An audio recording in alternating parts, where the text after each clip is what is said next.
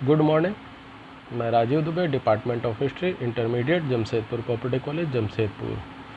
हम लोगों ने इसके पहले गुप्त काल में सामाजिक जीवन, कला एवं स्थापत्य, विज्ञान एवं प्रौद्योगिकी आदि के बारे में देखा।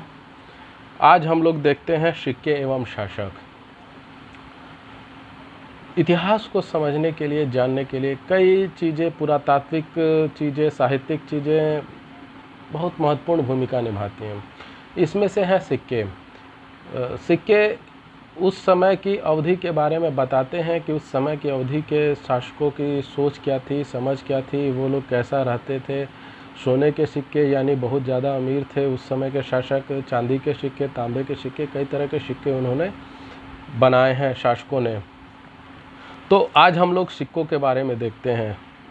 प्राचीन भारतीय इतिहास के लेखन में अभिलेखों की तरह ही सिक्के भी अत्यंत उपयोगी सिद्ध हुए हैं। निश्चित रूप से उपयोगी बहुत से उपयोगी सिद्ध हुए हैं सिक्के भी। सिक्कों पर आधारित अध्ययन मुद्रा शास्त्र कहलाता है। हम लोग जो सिक्कों पर आधारित अगर के अध्ययन करते हैं, जैसे पुरातात्विक चीज़ों के बारे में तो पुरातत्व विज्ञान कहलाता है, वैसे ही सिक्कों के बारे में अध्ययन करना मुद्रा शास्त्र कहलाता है। क्योंकि सिक्के एक तरह से मुद्रा का रूप है, यानी पैसे का रूप है,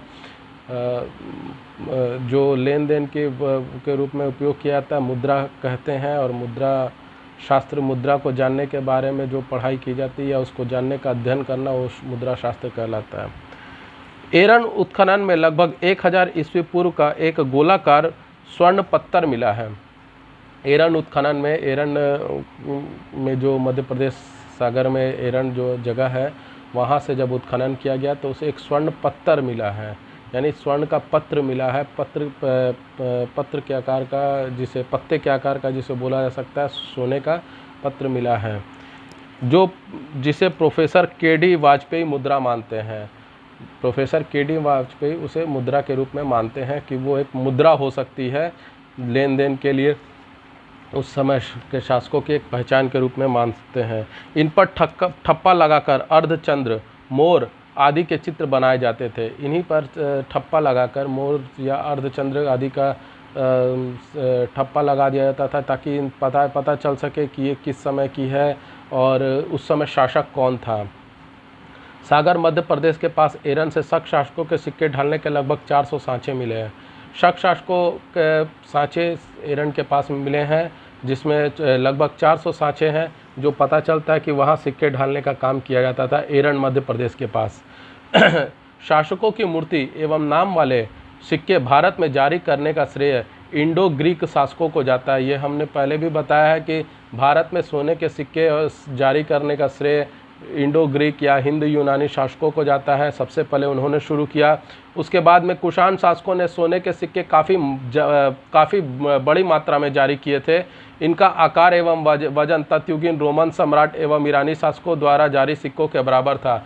यानी उस समय तत्कालीन कुषाण शासकों द्वारा जब ये सोने के सिक्के जारी किए गए, तो उसका जो वजन और आकार जो था, वो उस समय के तत्कालीन रोमन सम्राटों और ईरानी सम्राटों, जो कि एक दूसरी सभ्यता से संबंधित थे, उन लोगों द्वारा जो सिक्के जारी किए गए थे, उसके आकार के और वजन के बराबर के सिक्के कुषाण शासकों ने भी जारी किए। यानी उस समय हम लोग एक दूसरे के संपर्क में आ चुके थे, दोनों सभ्यताएं एक दूसरे के संपर्क में आ चुकी थी। आरंभिक गुप्त सिक्कों का सोना अत्यंत खरा था। इससे उनको की आरंभिक समृद्धि का पता चलता है। गुप्त शासकों ने जो सोने के सिक्के जारी किए थे, वो पूरी तरह खरा था, यानी कि शुद्ध सोने का सिक्के जारी किए थे, शुद्ध था, उसमें किसी तरह की कोई मिलावट नहीं थी। इससे गुप्त शासकों की समृद्धि का पता चलता है कि गुप्त शासक उस समय कितने समृद्ध थे, कितने अमीर थे। समुद्रगुप्त के एक सिक्के में उसे वीणा बजाते दिखाया गया है एवं एक में अश्वमेध पराक्रम अंकित है। इससे उसके संगीत, प्रेम एवं धर्म में रुचि का पता चलता है।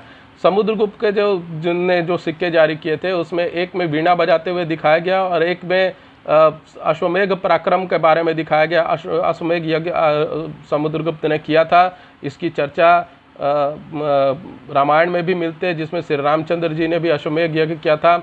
अश्वमेध का एक घोड़ा छोड़ा जाता है और जिस जैसे जाता वो क्षेत्र उस राजा का जिसने अश्वमेध का घोड़ा छोड़ा है उसके अंतर्गत आ जाता है, और जो उस घोड़े को पकड़ लेता है उससे युद्ध करना पड़ता है, जिसकी पराजय होती है वो उस क्षेत्र का राजा हो जाता है। तो ये अश्वमेध यज्ञ की प्रक्रिया थी जो समुद्रगुप्त ने पूरी की थी। तो अश्वमेध यज्ञ का पराक्रम का पहचान के रूप में भी सिक्के पर वो चिन्ह अंकित था, और वीणा बजाते हुए इससे उसके धर्म के कार्यों के बारे में और कला के बारे में, प्रेम के बारे में, संगीत के बारे में, इससे उसकी रुचि का पता चलता है। समुद्रगुप्त के सिक्कों पर उसे व्याघ्र मारते दिखाया गया है, परंतु किसी भी सिक्के पर शेर मारते नहीं दिखाया गया है। समुद्रगुप्त के कुछ सिक्के ऐसे थे जिसमें व्याघ्र यानी बाघों को मारते हुए तो दिखाया गया है, परंतु शेरों को मारते हुए उसमें किसी भी सिक्के में नहीं दिखाया गया। इसका अनुमान ये लगाया जा सकता है कि चूँकि उस समय ज़्यादातर शेर जो थे वो सौराष्ट्र के जंगलों में और सौराष्ट्र के क्षेत्र में पाए जाते थे, और संभवतः ऐसा हो सकता है कि समुद्रगुप्त ने सौराष्ट्र पर विजय नहीं प्राप्त की होगी, तभी ऐसा प्रतीत होता है कि समुद्रगुप्त के सिक्कों में बाघों को तो मारते हुए दिखाया गया है, बाघों को, लेकिन शेरों को मारते हुए नहीं दिखाया गया।